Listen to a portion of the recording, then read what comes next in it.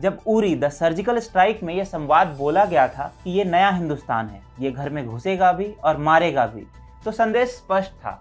अब भारत किसी की गीदड़ भभकी के समक्ष नहीं झुकेगा, अपितु यदि कोई उसे किसी भी प्रकार की चुनौती देगा तो वह पलटकर उसे जबरदस्त जवाब भी देगा। हाल ही में यूके ने अपने यहाँ यात्रा संबंधी अधिनियमों में नस्लीय भेदभाव करते हुए भारतीय वैक्सीन की दोनों डोज लगवाने वालों को, विशेषकर भारतीय यात्रियों को अनवैक्सीनेटेड मानते हुए उन्हें जबरदस्ती क्वारंटाइन में डालने का निर्देश दिया है।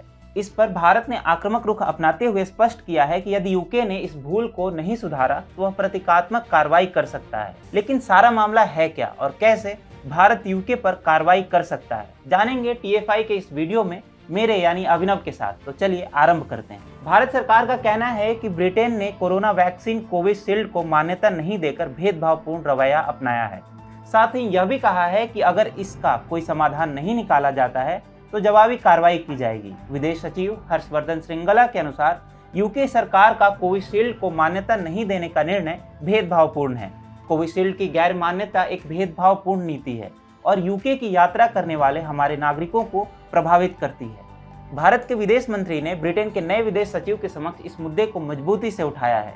मुझे बताया गया है कि कुछ आश्वासन दिए गए हैं कि इस मुद्दे को सुलझा लिया जाएगा।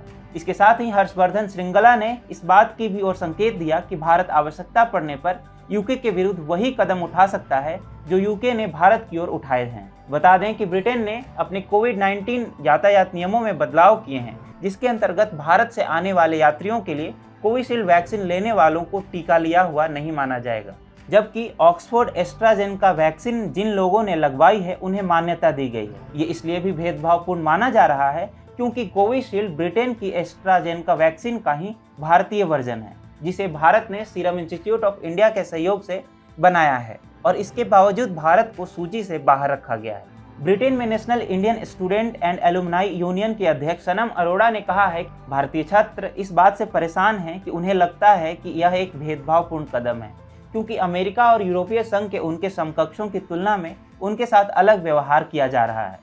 अब यह प्रश्न उठता है कि क्या यूके पर कार्रवाई संभव है? बिल्कुल, क्योंकि लगता है कि यूके ने यूरोपीय संघ के अनुभव से कोई सीख नहीं ली है। कुछ महीनों पूर्व यूरोपीय संघ के अनेकों देशों ने भी भारत के साथ यही नौटंकी करने का प्रयास किया था, जब उन्होंने भारत की दोनों वैक्सीन कोविशील्ड और कोवैक्सीन को मान्यता देने से मना कर दिया था। लेकिन भारत ने भी हार नहीं मानी और उल्टे यूरोपियन यूनियन को स्पष्ट चेतावनी दी कि यदि उन्होंने अपने घटिया नियम वापस नहीं लिया तो जितने भी देशों ने भारतीय वैक्सीन लगवाने वाले यात्रियों के प्रवेश पर प्रतिबंध लगाया है, उन देशों के यात्रियों को भारत में 14 दिन के क्वारंटाइन से गुजरना पड़ेगा। यूरोपीय यूनियन भारत के इस प्रतिघात से क्लीन बोल्ड हो गया और कुछ ही दिनों में उसने यह विवादास्पद निर्णय वापस ले लिया। इसी बीच विदेश मंत्री एस जयशंकर ने भी इस मामले का संज्ञान लेते हुए यूके के विदेश मंत्रालय से बातचीत आरंभ कर दी है और वे आशान्वित हैं कि जल्द ही यूके अपने निर्णय में संशोधन करेगी। ऐसे में यदि यूके ने अपना विवादास्पद निर्णय वापस नहीं लिया तो इस बार भारत उसे छठी का दूध याद दिलाने को तैयार है और इस बार लगान भारत को नहीं यूके को भरना होगा।